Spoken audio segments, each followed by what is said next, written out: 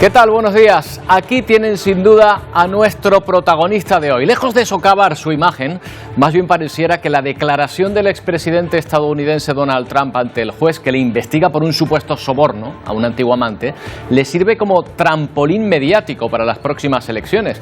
Ni siquiera está claro que se le pueda condenar por los 34 cargos penales de los que le acusa el fiscal. Su mediática comparecencia de ayer, copando los medios estadounidenses con su presencia, podría ser el empujón definitivo a la cárcel o a la carrera presidencial.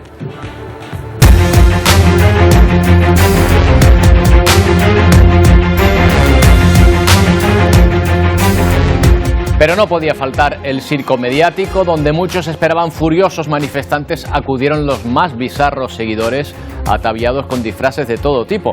Aunque ante el juez Trump guardó las formas, a su salida volvió a retomar su agresivo y victimista discurso de que el Estado le persigue por querer defender a Estados Unidos de quien quiere destruirlo. Está claro que el escándalo es la salsa en la que Trump se siente más cómodo.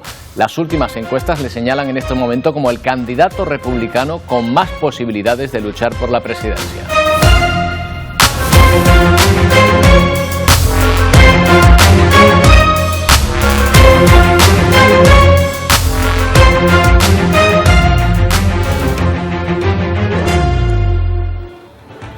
Iremos también hasta Colombia, donde el peligro de erupción del volcán Nevado del Ruiz está obligando a evacuar algunas de las poblaciones más cercanas.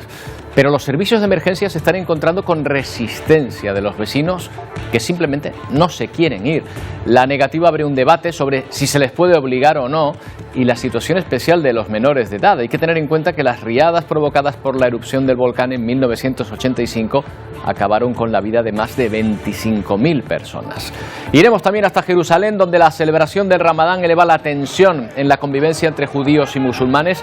Un año más se está produciendo enfrentamientos violentos entre fieles palestinos y la policía en la mezquita de Al-Aqsa en Jerusalén, pero los enfrentamientos se están extendiendo a la franja de Gaza, donde el ejército israelí lanzó y las milicias palestinas se lanzaron mutuamente cohetes durante esta madrugada. Los incidentes comenzaron con la entrada de la policía israelí a la mezquita para arrestar a grupos de palestinos que les lanzaban piedras y fuegos de artificio. La mecha de un conflicto que está siempre a punto de estallar. Y vamos con esos 34 cargos penales que presentaba ayer el fiscal de Nueva York contra Donald Trump, que ya veremos si tiene sustento para una condena formal, pero por el momento no se puede decir que esté minando sus posibilidades políticas, más bien al contrario. Ahora bien, Trump tiene aún que recorrer otros procesos que podrían generarle más problemas legales, como el asalto al Capitolio, el intento de pucherazo en Georgia en las pasadas elecciones o por haber guardado secretos oficiales en su residencia de vacaciones. Estos son los cargos contra Donald Trump. Intromisión en las elecciones de Georgia 2020. Actualmente Trump tiene al menos 5 investigaciones abiertas. Una de ellas es en Georgia, donde un fiscal está investigando los supuestos esfuerzos del exmandatario para anular su derrota electoral del 2020 en ese estado. La investigación se centra en parte en una llamada telefónica que Trump le hizo al secretario de Estado de Georgia, el republicano Brad Raffensperger, el 2 de enero del 2021.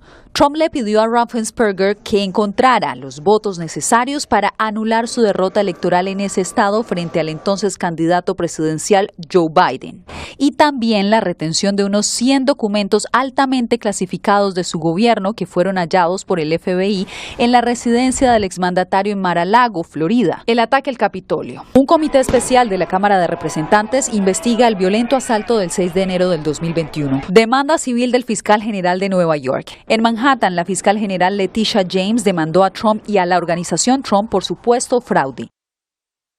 La expectación por la comparecencia de Trump ocupó todas las televisiones estadounidenses durante todo el día y el expresidente supo aprovecharlo. Toda una proyección mediática que le afianza como favorito para representar a los republicanos en las elecciones presidenciales.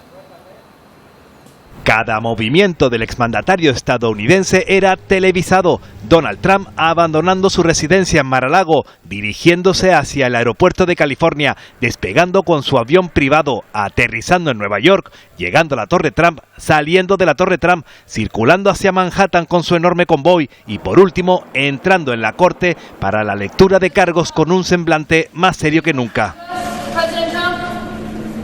En todo ese trayecto el magnate tenía tiempo para compartir sus pensamientos en las redes sociales. No puedo creer que esto esté pasando, decía en esta publicación.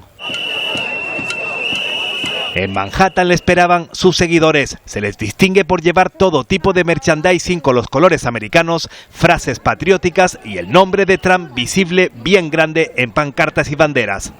Y para dar buena cuenta de todo ello, fuera de la corte neoyorquina se concentraban también cientos de periodistas.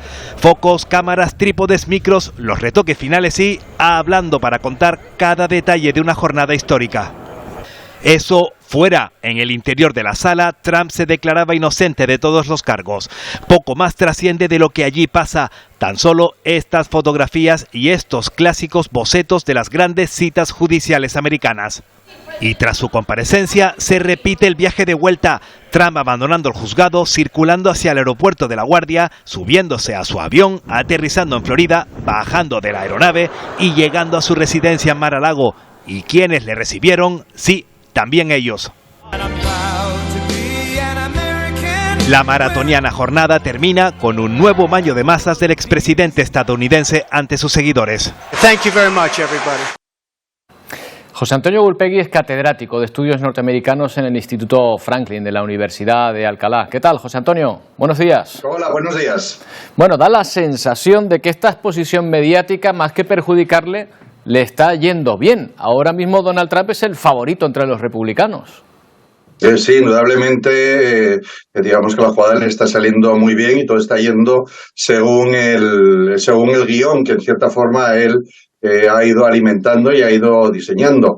Después de las elecciones de mitad de mandato, en que tuvo unos resultados el Partido Republicano más que cuestionables, ¿no? Diría bastante malos, en el que no consiguió hacerse con el Senado y si bien consiguió la Cámara de Representantes, únicamente fue por siete congresistas, un número mucho menor del que pensaba. Su liderazgo al frente del Partido Republicano había sido más que cuestionado dentro del propio partido, incluso por medios de comunicación afines como era la Fox, y sin embargo, pues todo este asunto, este turbio asunto que se está dirimiendo en Nueva York, pues le ha servido para relanzar su carrera política hacia, en primer lugar, vencer las primarias republicanas, que si se celebraran hoy indudablemente vencería, y posteriormente para las presidenciales de noviembre del año que viene, que eso sí que es un asunto ya más espinoso y bastante más cuestionable. Ayer el fiscal leyó un escrito con 34 cargos contra Donald Trump, aunque los comentaristas en su mayoría dudaban ayer de que realmente esto pueda desembocar en una condena penal. Al final, ¿esta montaña judicial va a parir un ratón, una absolución? Sí, yo pienso, y no solo por lo que se conoció ayer, pese a que los cargos son cargos criminales y no son faltas, pero sí, yo pienso que muy probablemente todo al final, cuando se llega a diciembre, puede incluso que no se llegue ni a celebrar el juicio, porque puede ser que el juez dictamine que no hay caso, ¿no? Indudablemente el fiscal Bragg lo ha articulado, no tengo la menor duda, él lo ha articulado muy bien y de forma muy sólida. Lo que pasa es que la propia naturaleza del asunto hace que haya muchos flecos por ahí. Por ejemplo, Michael Cohen, ¿no? En el que el fiscal basa fundamentalmente su acusación, las declaraciones de quien fuera abogado de Donald Trump y que fue el artífice del pago a Stormy Daniels de esos $130,000 por su silencio y que después fueron anotados de forma irregular, que es el verdadero asunto del tema, no el pago en sí mismo, sino la anotación irregular de ese pago. Primero dijo que Trump no sabía nada de ello y ahora dice que estaba totalmente al tanto de todo ello. Bueno, cualquier abogado, y Trump los tiene muy buenos, pues obviamente puede conseguir con cierta facilidad, entiendo, que ese testimonio sea cuestionable, porque si bien mintió la primera vez, ¿por qué no está mintiendo esta segunda vez, no? También este caso ya fue desestimado por el fiscal federal y sin embargo es ahora un fiscal estatal quien lo saca a colación y quien lo ha traído y ha sido acusado fundamentalmente no fundamentalmente, exclusivamente en el estado de Nueva York. Entonces también por ahí puede haber una filtración legal, declaraciones del propio fiscal cuando se presentaba la elección diciendo que su objetivo principal pues era encausar a Donald Trump, que también por ahí pues pueden los abogados implicar una cierta animadversión, y este tipo de asuntos que hace o puede derivar en que efectivamente este caso quede desistido por el juez encargado de juzgarlo y que quede en nada. El asunto, y si me permites que me extienda un poquito en la respuesta, es que eso se va a saber el 4 de diciembre. Claro, las primarias van a comenzar en febrero, con lo cual que algún candidato se perfile en este periodo de tiempo hasta diciembre, pues es complicado, ¿no? No imposible. Yo sigo pensando que Ron DeSantis terminará por presentarse, pero desde luego que el tiempo y los acontecimientos están jugando indudablemente a favor de Donald Trump, que por ejemplo, y ya concluyo, la Fox, que tras las elecciones de medio mandato estaba pidiendo a los republicanos que encontraran un sustituto, que Trump estaba ya amortizado, sin embargo ahora sí que se ha alineado junto a él, sobre todo atacando al fiscal como alguien que está muy mediatizado, que tiene intenciones políticas y no únicamente judiciales, que es exactamente la misma teoría que defiende Donald Trump. Pues pareciera, José Antonio, que le están haciendo un regalo más que provocarle problemas. La única duda, otras investigaciones, como por ejemplo el asalto al Capitolio o ese presunto pucherazo en el estado de Georgia, ¿eso sí podría provocarle más problemas o crees que el resultado sería lo mismo? Sí. No, eso podría provocarle más problemas, sobre todo, incluso más que los dos son importantes, ¿eh? No estoy diciendo que no lo fueran, ¿no? Tanto el asalto al Capitolio como ese intento de pucherazo en Georgia, en la famosa llamada al gobernador diciéndole: consígueme 11.500 votos, consígueme, o saca de donde sea 11.500 votos, ¿no?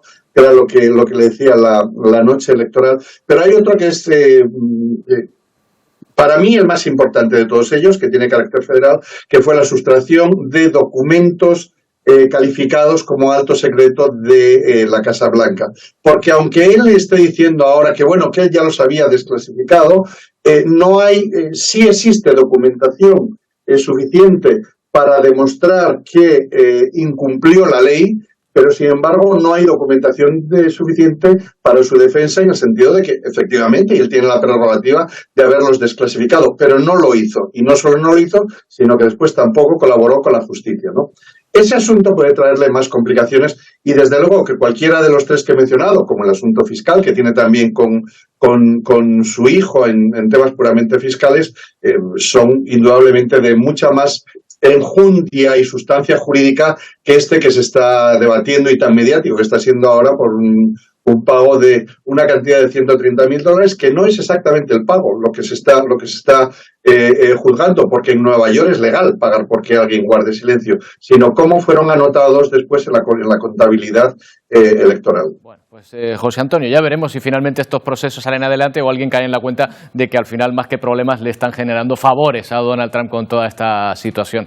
Muchas gracias por atendernos un día más, José Antonio. Un saludo. Pues encantado una vez más de estar en vuestra televisión. Buenos días. Bueno, lo cierto es que Donald Trump no ha sido el único presidente en verse envuelto en polémicas. Desde Nixon por abuso de poder hasta Clinton con el famoso caso de Mónica Lewinsky, son ejemplos de varios presidentes estadounidenses que, como Trump, fueron puestos en tela de juicio. Desde espionaje y robos de documentos hasta escándalos sexuales, la reciente historia política ha salpicado varios exmandatarios estadounidenses. En 1972, Richard Nixon fue investigado por actividad ilegal y abuso de poder, y ante una inminente destitución sin precedentes, el republicano decidió renunciar a la Casa Blanca. En 1998, Estados Unidos fue sacudido de nuevo, esta vez por un escándalo sexual.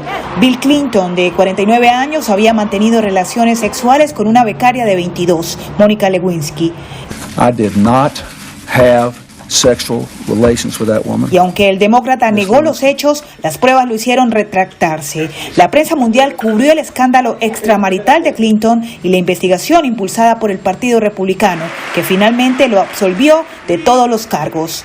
Investigaciones, juicios políticos y ahora imputación de crímenes, varios de los mayores escándalos que hacen parte del legado político presidencial de Estados Unidos. Vamos hasta Ucrania. Su presidente visita hoy Polonia, uno de los grandes aliados occidentales del país frente a la guerra de invasión rusa. Zelensky se va a reunir en Varsovia con su homólogo polaco, Andrzej Duda, antes de que se pronuncie un discurso público en la Plaza del Castillo. Se trata del primer viaje oficial del líder ucraniano a Polonia desde el inicio de la invasión rusa.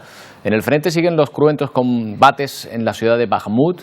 Rusia ha lanzado además otras ofensivas en dirección a Avdiivka en las últimas horas. Bueno, un tribunal ruso acusa formalmente de terrorismo a la principal sospechosa del asesinato del bloguero militar Mladen Tatarsky, que murió tras la explosión de este domingo en un local de San Petersburgo. El Comité de Investigación de Rusia considera que Daria Trepova cometió un acto terrorista como parte de un grupo organizado que causó una muerte intencional.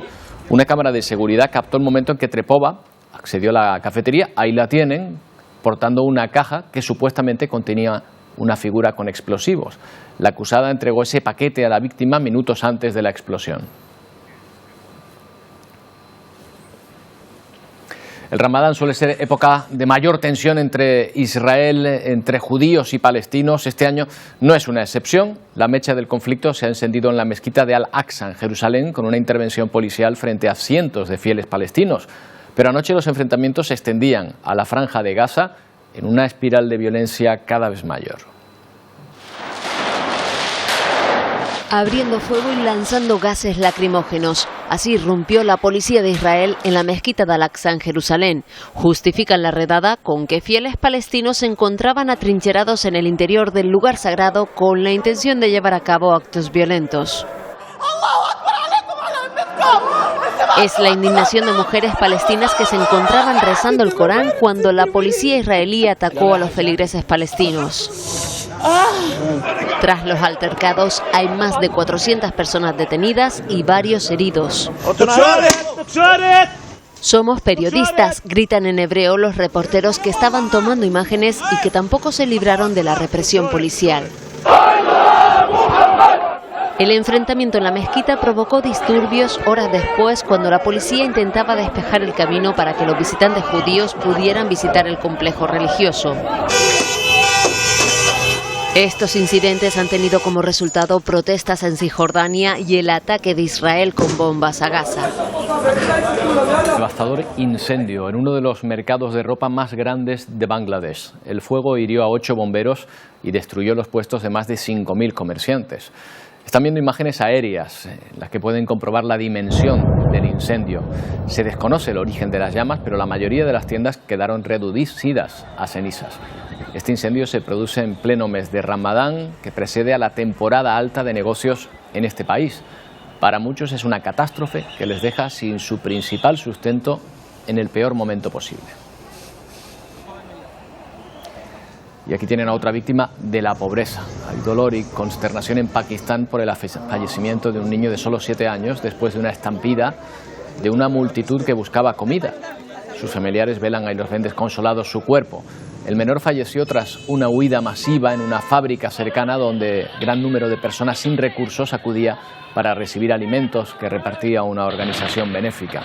El menor trató de huir pero resbaló y murió aplastado junto a 10 mujeres y varios niños más.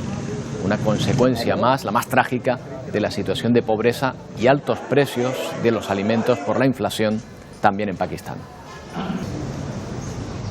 Entre enero y febrero, México registró movimientos migratorios masivos a Estados Unidos, con un incremento del 54% respecto al año anterior.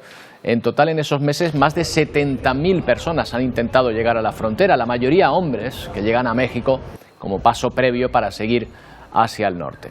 El flujo migratorio presiona muchísimo a este país, que recibe la llegada de miles de personas de sus países vecinos. Bueno, hay una historia de superación, también de integración, protagonizada por este joven de 29 años que ha pasado de ser un refugiado que huyó de Siria a Alemania a convertirse en alcalde del pueblo alemán que lo acogió. Llegó en 2015 a Ostelsheim y 8 años después logra la alcaldía con mayoría absoluta. Un mandato histórico que va a durar en principio 8 años.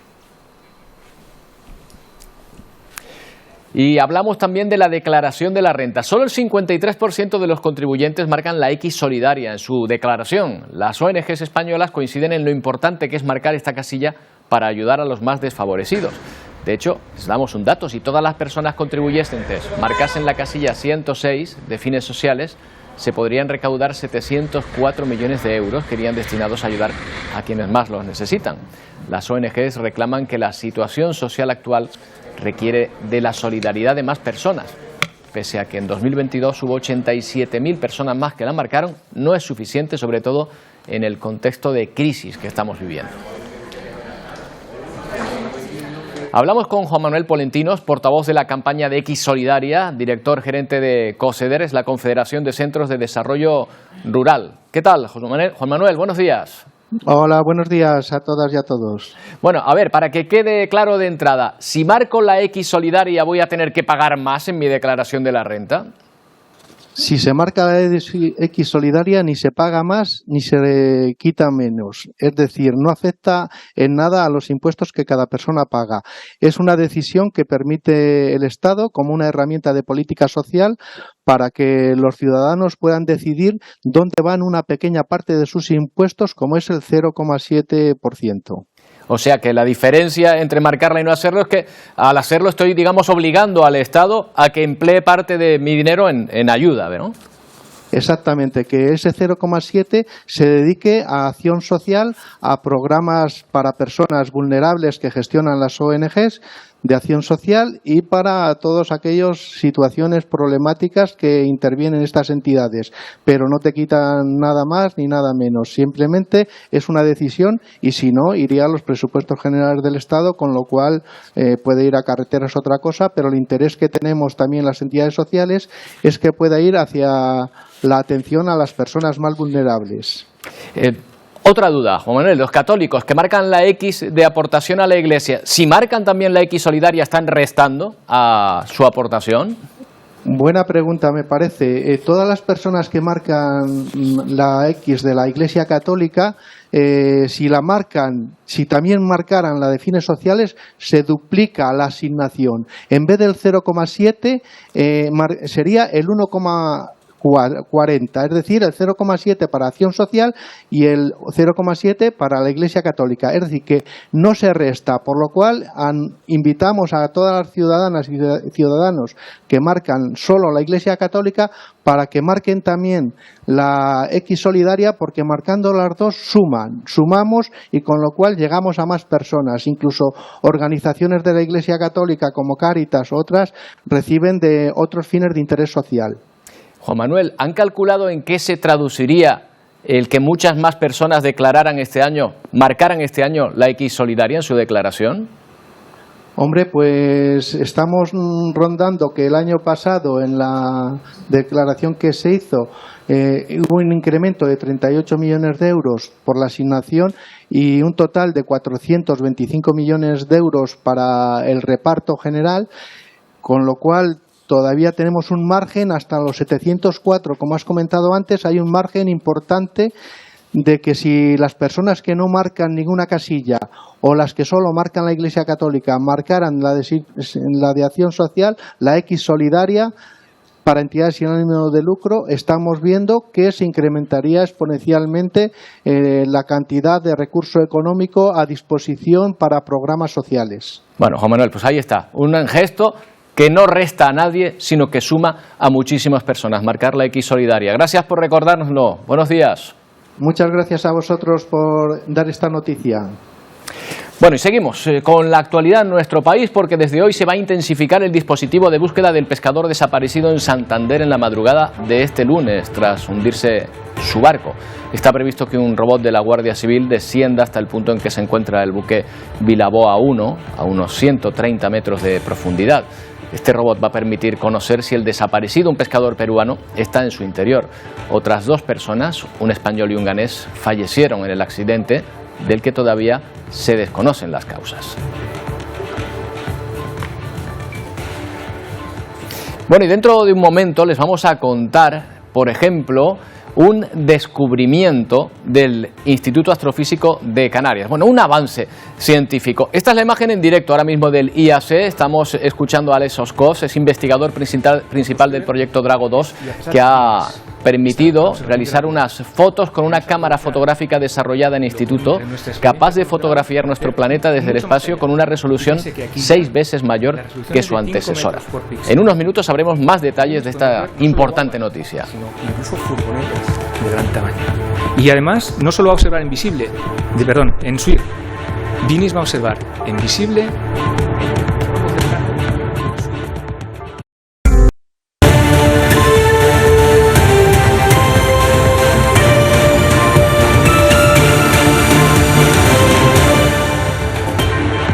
11:30 de la mañana, una última hora en Atlántico Noticias. Se acaba de conocer que la policía escocesa ha detenido al marido de la que fue primera ministra de Escocia, que ha dimitido hace apenas un mes.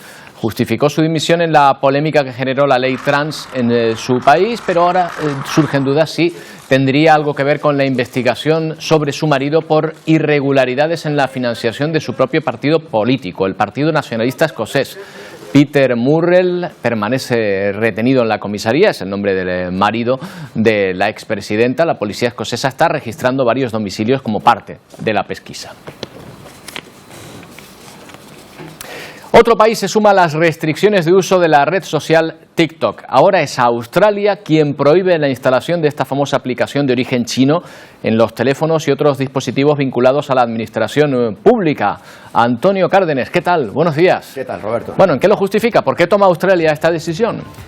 Una justificación muy parecida a la que han dado otros países antes, ¿no? Australia forma parte de estos 5 ojos, ¿no? Está formado por Estados Unidos, Canadá, Nueva Zelanda, Australia y Reino Unido, que son como una especie de eje de la defensa de los derechos de todo el mundo. Bueno, pues ellos dicen que efectivamente no tienen pruebas, pero sí sospechas de que los datos de los australianos pueden ser utilizados por los chinos. Bueno, lo que está ocurriendo en todos estos casos, y fíjate porque este es el mapa mundial ahora mismo de países que prohíben o restringen el uso de TikTok en esos territorios. Bueno, Australia es la última a incorporarse, también habíamos mencionado Nueva Zelanda, pero hay otros países, por ejemplo, fíjate en la India, que tiene un montón de población y también tienen restringido el uso de TikTok en esos lugares. La mayor parte de los países, Roberto, en cualquier caso, no prohíben el uso, ahora mismo, de momento, el uso de TikTok a sus ciudadanos, sino a las personas, los trabajadores que están vinculados con la organización, con los gobiernos. Por ejemplo, tenemos el caso de la Unión Europea, no tenemos prohibido el uso de TikTok en la Unión Europea, pero sí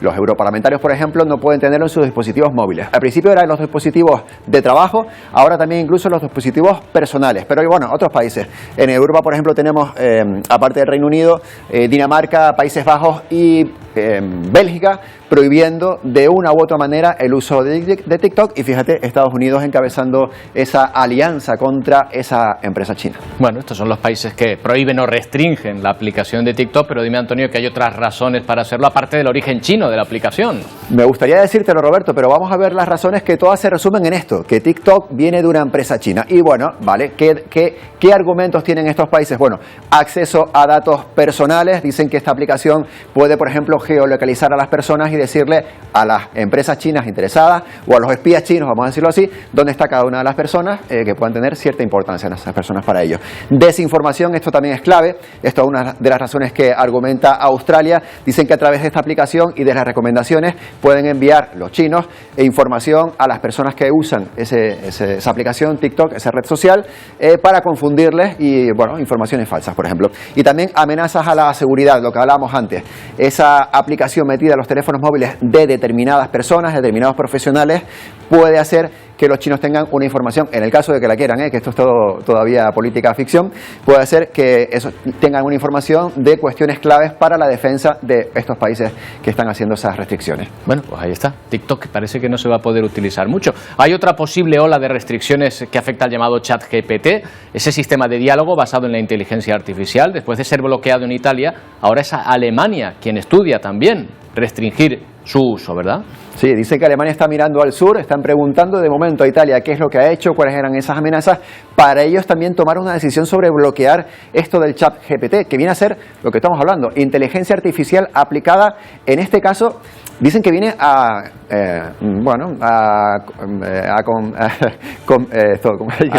ayudar, sí, a servir de ayuda para la inteligencia humana. Bueno, vamos a escuchar a una doctora en neurociencias, Roberto, que dice que efectivamente el ChatGPT, como otras aplicaciones de inteligencia artificial, lo que vienen es precisamente a complementar, que no me salía el verbo, a complementar la inteligencia humana. Vamos a ver lo que nos dice.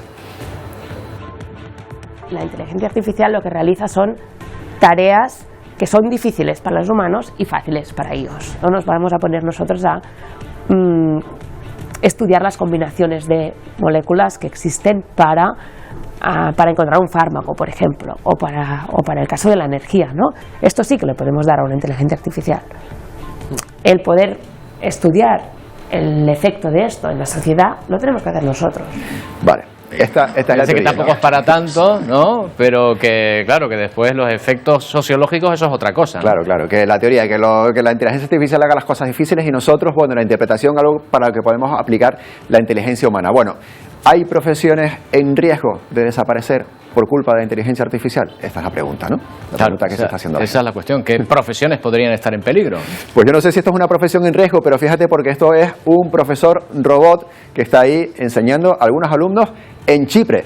Roberto, yo qué sé, es una profesión en riesgo. Nosotros, periodistas, presentadores, estamos en riesgo. Hombre, el ChatGPT, tú le pides que te haga un artículo periodístico y te lo hace con bastante solvencia, ¿eh? Pero bueno, veremos lo que pasa en el futuro. La clave puede estar, como decía la doctora en neurociencias, combinar la inteligencia que nos puede aportar este tipo de instrumentos con la inteligencia humana y también nosotros especializarnos en algo a lo que la inteligencia no pueda ¿Dónde va a ir un robot a presentar una sección con este grasejo? Ahora sí te digo, Antonio, que vamos a escuchar a este robot haciendo un chiste, en inglés, pero un chiste muy de profesor o muy de presentador de Atlántico Noticias.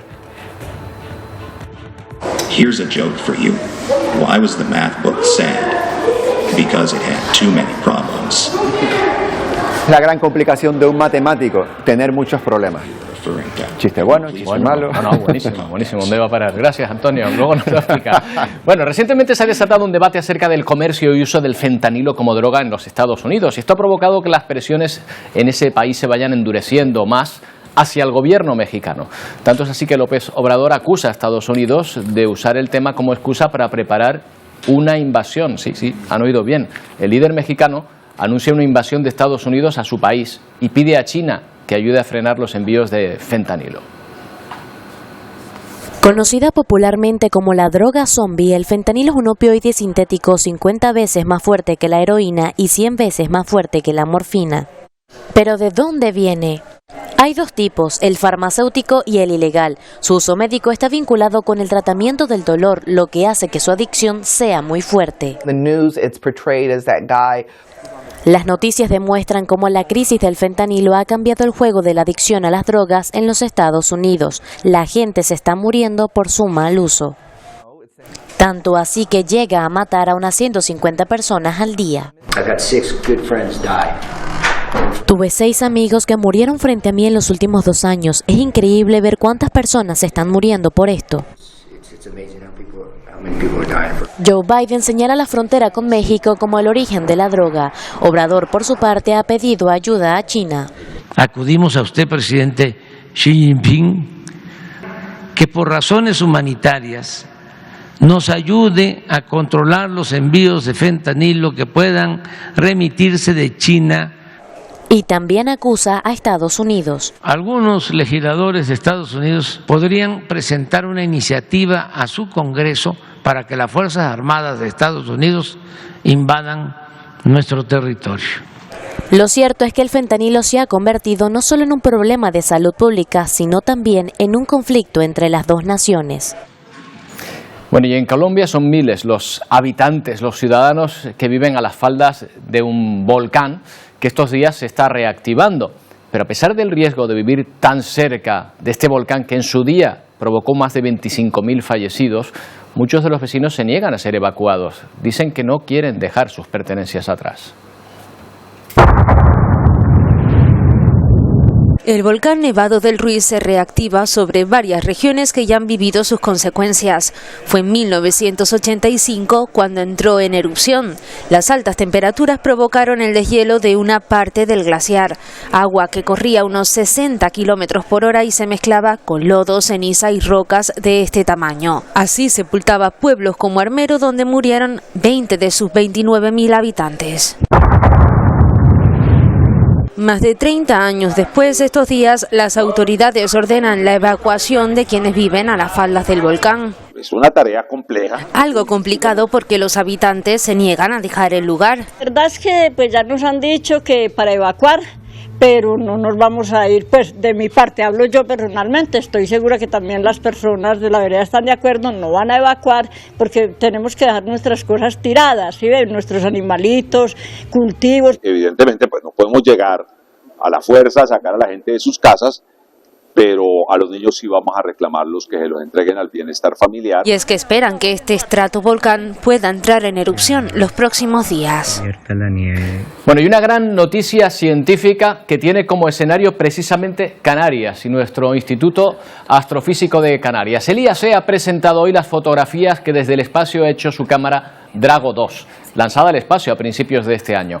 Es una versión más avanzada de la Drago 1, utilizándose desde 2021.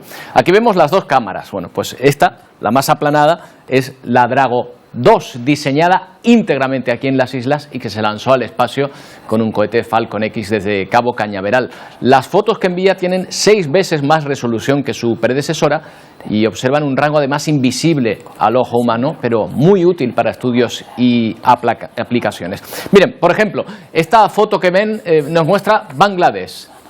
Y la siguiente que vamos a enseñar es de Mali. Aquí pueden comparar la resolución de la Drago 1 frente, por ejemplo, la Drago 2 frente al Sentinel, por ejemplo, y vemos que la resolución es competitiva absolutamente con otros sistemas y con otras cámaras lanzadas al espacio por agencias espaciales de altísimo nivel.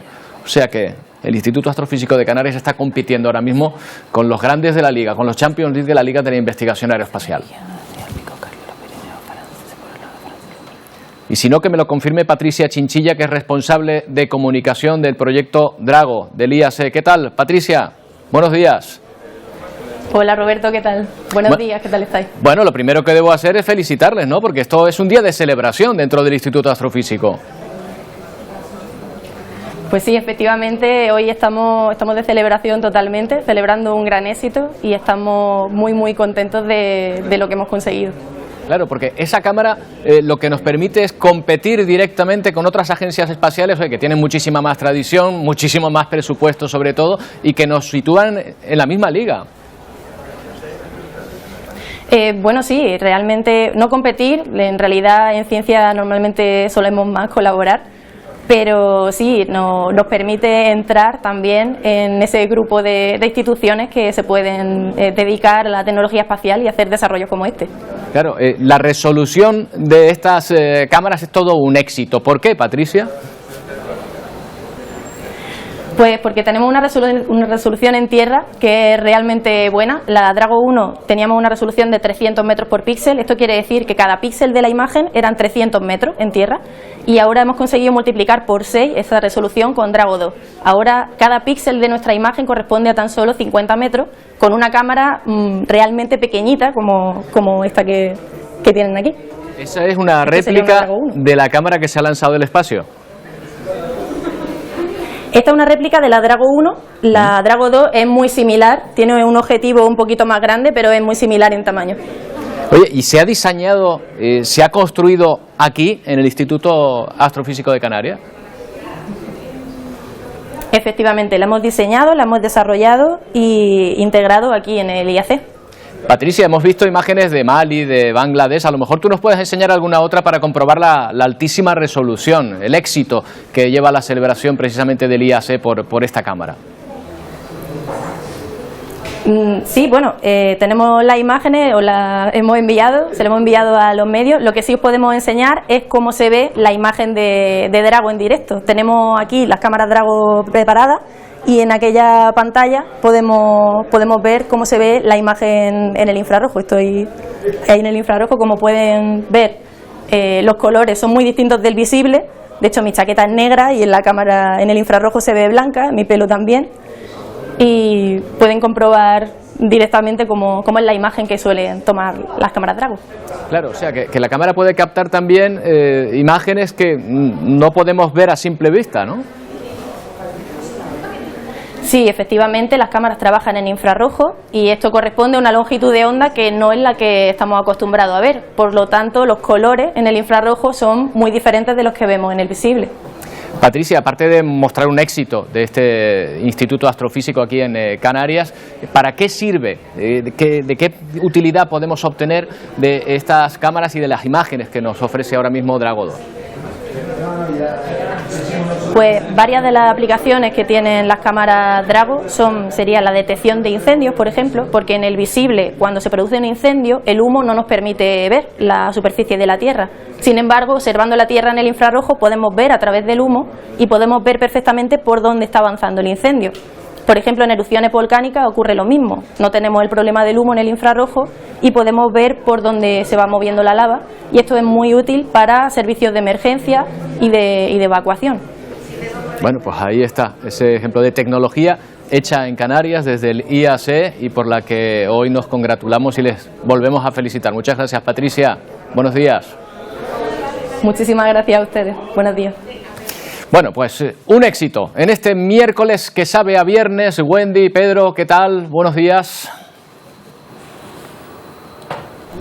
¿Qué tal, Roberto? Muy buenos días. Lamento decirte que no sabe a viernes, sino para nosotros sabe a jueves, por lo menos. Ese es el consuelo. Fíjate, uno de los temas principales de Ponte al Día hoy en este miércoles es ese giro en la historia de Ana Obregón. Tras publicarse que había recurrido a la gestación subrogada, ahora se ha confirmado que ese bebé recién nacido es su nieta, hija de Alex Leque, fallecido hace 3 años. La conocida actriz y presentadora ha asegurado que cumple el último deseo de su hijo a través de un procedimiento denominado testamento hológrafo. ¿En qué consiste? ¿Cuáles son los requisitos? Todo ello lo vamos a abordar con el abogado experto en herencias Mario Santana. Hablaremos también con una clínica de fertilidad y todo eso también lo abordaremos con nuestro psicólogo Leocadio Martín, pero hay más temas. Así es, hoy también prestaremos asunto a las listas de espera en Canarias. Muchas personas tienen que esperar hasta 1 año para someterse a una cirugía. Esto por un lado. En otro orden de asuntos, Semana Santa, son muchas las familias que disfrutarán estos días en torno a una mesa para disfrutar de un rico sancocho de pescado salado. Y nosotros nos preguntamos, ¿estará más salado que otros años el pescado debido a la inflación? Vamos a comprobarlo. Y también en Semana Santa muchos aprovechan para disfrutar de vacaciones, salir de casa. ¿Tenemos mascotas? ¿Qué hacemos? ¿Cómo transportarlas? También les vamos a dar las claves hoy aquí en Ponte al Día en tan solo unos minutos. Hasta ahora. Hasta ahora. Estupendamente. Bueno, pues ya siento que no sea viernes para ustedes, para nosotros sí, pero bueno, un día más y ya está. Los jueves también existen. Y hablamos ahora de nieve porque en las últimas horas, Emilia, ¿qué tal? Buenos días. Y en según qué puntos está causando estragos, ¿eh? La verdad es que sí, algunas con finales felices, otras no tanto, pero vamos a quedarnos con estos primeros porque te voy a mostrar un rescate que cuanto menos es milagroso. Sucedía en la montaña Baker, en el norte de Washington. Mira, vamos a ver las imágenes. Este esquiador comienza a esquiar, es un esquiador experimentado y va en grupo y de repente se da cuenta de que hay una tabla, ¿la ves? Hay una tabla y empieza a preguntar, una tabla de snow, claro. Ahí empieza a preguntar, ¿estás bien? ¿Estás bien? Se va acercando, se quita sus esquí como puede, se va acercando a la zona, no sin dificultad. Ya sabes que ha nevado muchísimo, hablábamos el otro día de ese récord. Fíjate en esa pierna anclada a esa tabla. O sea que debajo de la tabla había alguien. Lo que está debajo es una persona, él no para de preguntar, ¿estás bien? ¿Estás bien? ¿Me puedes oír? ¿Can you hear me? Y ahí ve cómo se mueve la mano de esa persona, empieza a quitarle la nieve de la cara, cuidadosamente también se la retira de la nariz para que pueda respirar hasta que él le contesta, sí, estoy bien, estoy bien. Angustioso totalmente. Este es un esquiador experimentado, en esa zona siempre van pues aprovisionadas de palas y de balizas por si acaso, por lo que pudiera pasar, y bueno, pues ya con esa pala lo intenta sacar poco a poco. Ahí está el agradecimiento de uno de ellos, de Jan Stiger, al otro esquiador por haberlo sacado de ese lado, y hasta brindan con cerveza. Desde luego ha vuelto a nacer, porque primero encontrarlo y después haberlo encontrado y haber hecho ese rescate en tan poco tiempo, ¿verdad? Otros no tienen tanta suerte.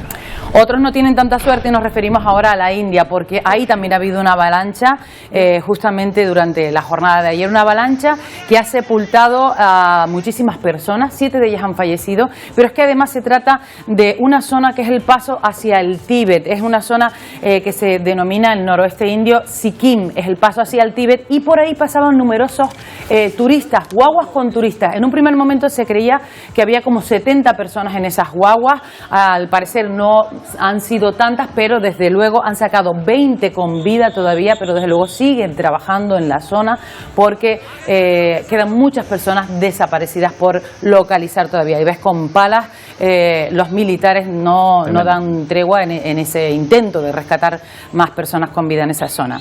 Bueno, dejamos la montaña, nos vamos a la costa con un curioso fenómeno también, pero ya aquí más cerca, ¿verdad? Primero te voy a contar que también han aparecido los 2 cadáveres de los 2 esquiadores, los 2 montañeros que se buscaban en nuestro país, en el Pirineo francés. Justo ayer se localizaban los cuerpos. Ellos dieron la voz de alarma porque iban desde Barcelona hasta esa zona del pico de Calit, pero no pudieron llegar, se desorientaron, y además menos 25 grados de temperatura con un viento de 120 kilómetros por hora. La gendarmería no los pudo localizar y los encontraron a 2.400 metros, pues simplemente tapados con sus sacos de montaña, porque no llegaron a ese lugar, al refugio. Ahora sí nos vamos de la montaña nos vamos a la costa para contarte que allí ha aparecido en Menorca, concretamente esta tuba, esta manga marina, que depende de donde la vieran, los vecinos la han captado de todos lados, pues podía ser un tornado o una manga marina. Aquí, por ejemplo, parece un tornado porque parece que sale de la tierra. El tornado es cuando está en la tierra y la manga marina es cuando está en el mar. Bueno, afortunadamente no causó grandes daños, algunos desperfectos en el propio núcleo del municipio de Mahón, simplemente de electricidad. Pero la verdad es que sorprende porque, aparte de la tormenta eléctrica, pues mira, se pudo ver fenómenos meteorológicos como este. Bueno, estábamos diciendo que para muchos es una especie de viernes adelantado. Hay vacaciones de Semana Santa este jueves, este viernes. ¿Cómo viene el tiempo? Pues mira, les voy a dar una buena noticia, y es que hemos estado pendientes de las rachas de viento que hemos tenido en las últimas horas, y viene con mejoría. Fíjate, 100 kilómetros por hora soplado en Malpaso, en el Hierro, 103 en los Altos de Igualero, en Vallehermoso, en la isla de La Gomera, y luego el resto por encima prácticamente de los 70 kilómetros por hora, 88 en Izaña o 75 en el Roque de los Muchachos. Yo no sé si durante la pasada madrugada pudiste sentir esas rachas intensas. Yo en mi casa desde luego las sentí, y en muchos puntos del archipiélago. Bueno, pues tienen las horas contadas. A partir de esta noche ya empieza a remitir esas rachas de viento. Vamos a ver la imagen de satélite, te voy a situar dónde está concretamente la culpable de esas rachas de viento. Es esta dana que vemos aquí. De momento se va a ir alejando hacia el noroeste del continente africano, pero antes de alejarse va a dejar rachas de viento hoy y también mala mar. Ojo los que vayan a desplazarse hoy, por ejemplo, desde Lanzarote, desde Órsola hasta La Graciosa. Probablemente tengan complicaciones con el barco, porque el oleaje ahí alcanza hasta los 4 metros de altura, y mar combinada, mar de viento y mar de fondo, así que mucha precaución.